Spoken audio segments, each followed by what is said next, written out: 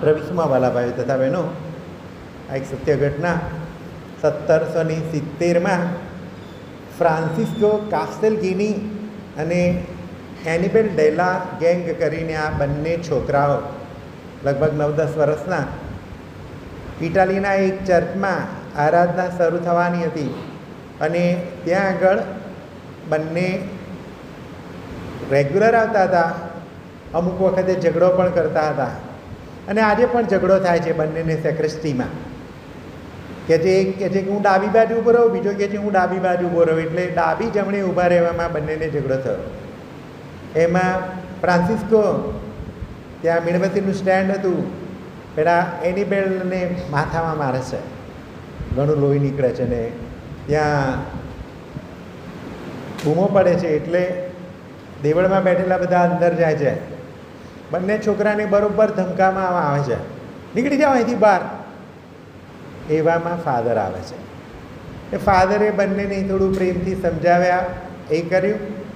ધીરે રહીને મામલો થાળે પડે. સ્ટોરી અહીંયા પૂરી થઈ. અમુક વર્ષો પછીની વાત. અને આ જ બે છોકરાઓમાંનો એક 1823માં એનિબેલા ડેલ કરીને હતા, એ પોપ લિયો 12મા લિયો એ પોપ બને છે, એ છોકરો જેને મારેલું એ. અને બીજો છોકરો જ્યારે પોપ લિયો મરણ પામે છે ત્યારે એ ફ્રાન્સિસ્કો, એના પછી પોપ પિયુસ 8મા એ પણ પોપ બને છે. કદાચ એ વખતે પુરોહિતે જો થોડી ઘણી પણ ધીરજ રાખીને, પ્રેમ રાખીને વાત ના કરી હોત તો આજે ચર્ચને 2 પોપ ના મળ્યા હોત, પરિસ્થિતિ અલગ હોત, કદાચ બીજે કંઈ જતા રહ્યા હોત. પણ એ જ આજે વાંચનો આવી જ કંઈ બાબતો વાત કરે છે.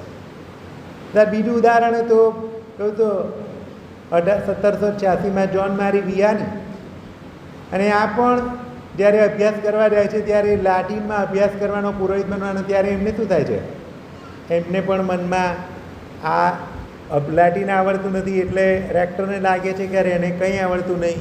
એટલે પછી પાછળથી ફરી એવું થાય છે કે એની લોકલ ભાષામાં અભ્યાસ કરાવીએ, પણ તકલીફ પડે છે ને ત્યારે બિશપ દ્વારા એક પ્રશ્ન પૂછાય છે, આ બધું છોડો, આ માણસ પ્રાર્થના કરે છે? ને ત્યારે રેક્ટરે એક જ જવાબ આપ્યો કે આ પ્રાર્થનામાં શ્રેષ્ઠ છે. રેક્ટર કે બિશપ કહે છે હવે મારે એનાથી વધારે કંઈ સાંભળવું નહીં. અને આજે તરત જ એમને દીક્ષા આપવામાં આવે છે. અને આજે જોન મારી વિયાની ધર્મસભામાં એક સંત તરીકે હજારો લોકોના પ્રાઇઝીસ સાંભળીને આજે ઘણા વર્ષો પછી પણ આપણે એમને યાદ કરીએ છીએ. કદાચ એ વખતે બિશપે ધીરજ ના રાખી હોત તો પરિસ્થિતિ કદાચ આજે કેથલિક ચર્ચને બીજા સંત ના મળ્યા હોત. અને વાંચીનું તમને ને મને આ જ બાબતે વાત કરે છે કે આપણે પણ જીવનમાં ધીરજ બતાવીએ.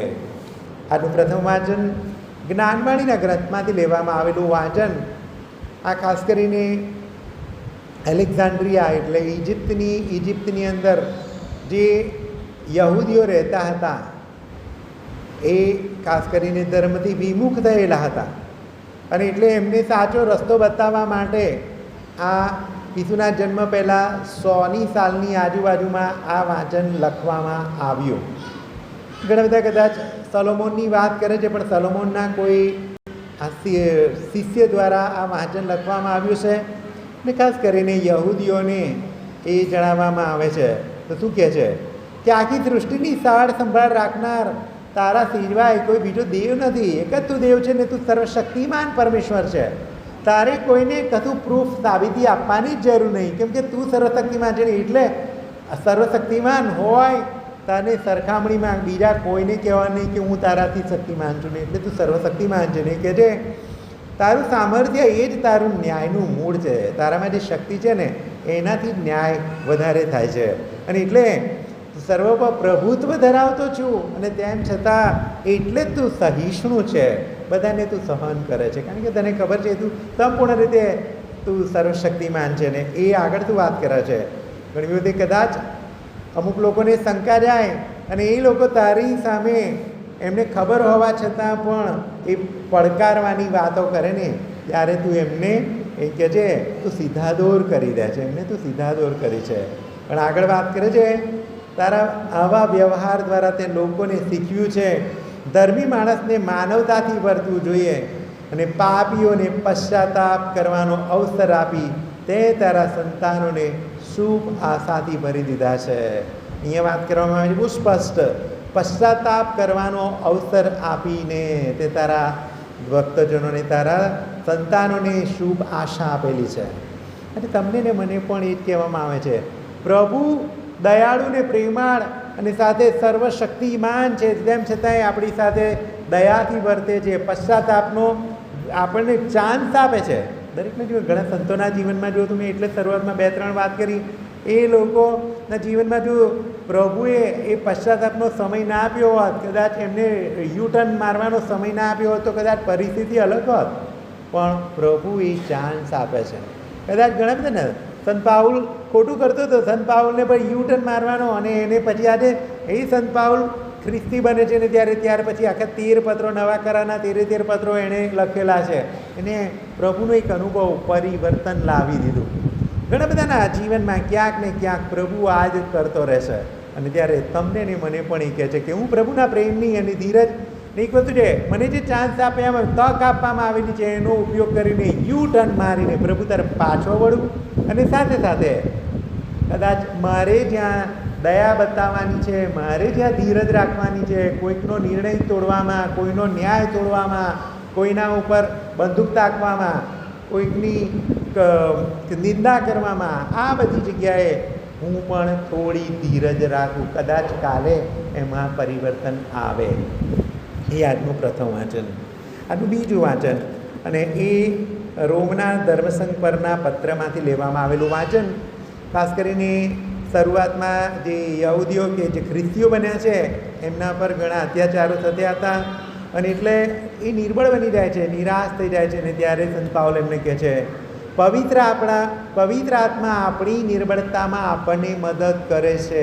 ત્યાં એ વાત કરે છે કે આપણી નિર્બળતામાં પવિત્ર આત્મા આપણને મદદ કરે છે. ને એનાથી વધારે શું તો કહે છે ઘણી બધી વખત કદાચ તમને ને મને ખબર ના હોય મારે શું પ્રાર્થના કરવી, પણ પ્રભુ એ પ્રાર્થના એમાં શું પ્રાર્થના કરવી, પવિત્ર આત્મા પોતે આપણને આપણા માટે વિનંતી કરે છે. કદાચ અમુક વાર આપણને મનમાં વિચાર આવે કે આ બધા નકામા છે, ચલો એમનું ઘર તોડી નાખજો. ભગવાન બધાએ પ્રાર્થના કરે તો કદાચ ના, ભગવાન એવું તો ના કરે, કારણ કે એ પ્રાર્થના કરતા હોય ભગવાન આ લોકો અમને રોજ ડિસ્ટર્બ કરતા હોય તો અમને અહીંથી કાઢો તમે, કદાચ એ એવી પ્રાર્થના કરતા હોય.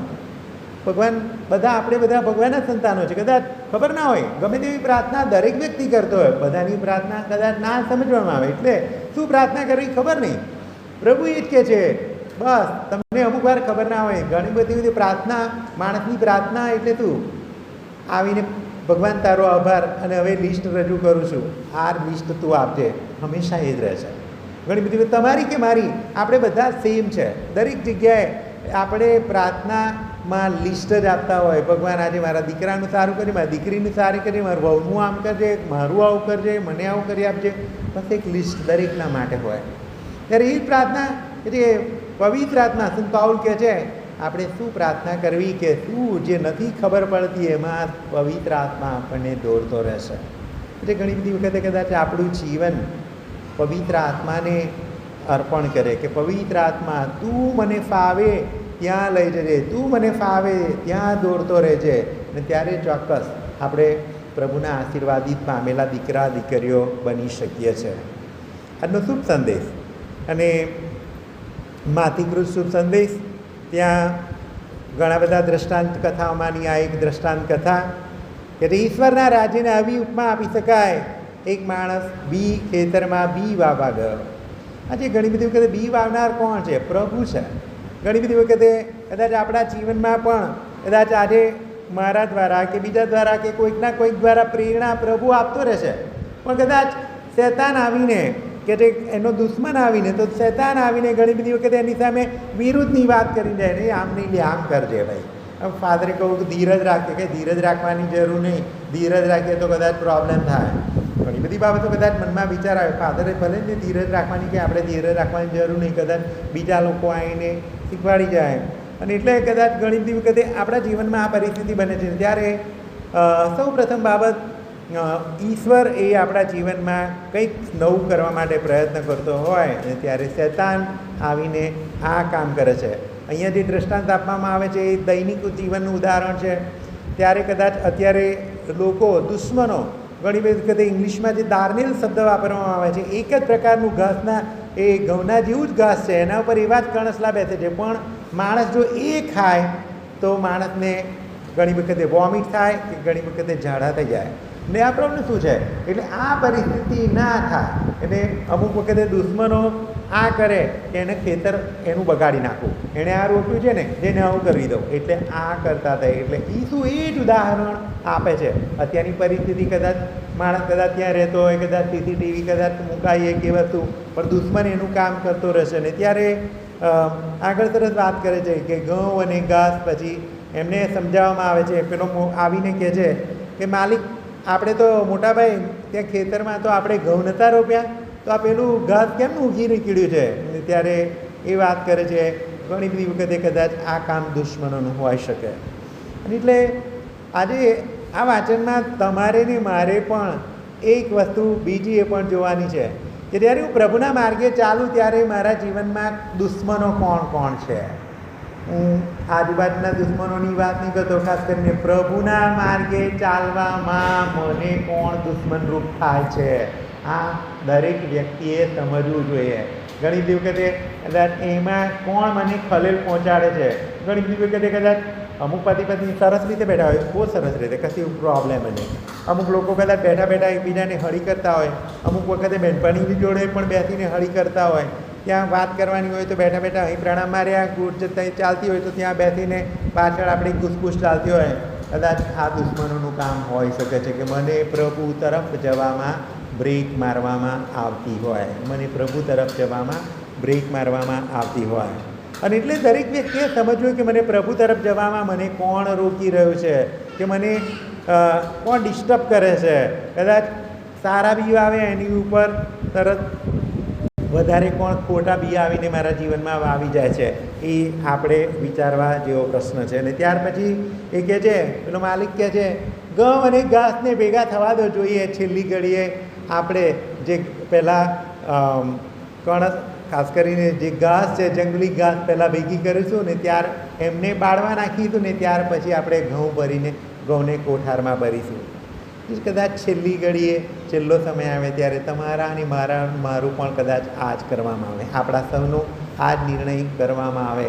કદાચ યોગ્ય ફળ ના આપ્યા હોય, કદાચ જંગલી ઘાસના જેવું જીવન જીવ્યા હોય તો કદાચ પ્રશ્ન તમારો ને મારો, આપણે નરકના અધિકારી બનીએ, એ અગ્નિમાં બાળવા નાખવામાં આવે. પણ કદાચ આપણે સારા ફળ પેદા કર્યા હોય તો ચોક્કસ એ કહે છે કે હવે તમને બે ઘર, બેની જગ્યાએ 5 સોનામોરો આપીએ, 5ની જગ્યાએ કદાચ 10 આપીએ, કે જે એના ઉપર આધાર રાખે છે. આજે કહેવાય છે કે ઉતાવળે આંબા ના પાકે, સાચી વાત છે. ગમે ત્યાં અહીંયા પાછળ દ્રાક્ષ રોપી છે, એટલે ઘણા ફાધર દ્રાક્ષ થઈ ના નહીં થઈ હજુ, કેમ? ઓછામાં ઓછો 3 વર્ષ લાગે. ઘણા બધા મને પ્રશ્ન, આ સવારે બી મને કહ્યું, ફાધર દ્રાક્ષ નહીં થતી.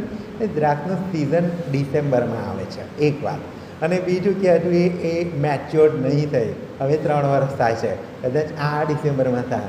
એ પણ અગત્યની છે. હવે તરત ના તરત અત્યારે કાલે દ્રાક્ષ શોધવા જાઓ, ના મળે, ઓકે કે કાપી કાઢો, 3-2.5 વર્ષની મહેનત નકામી થઈ જાય.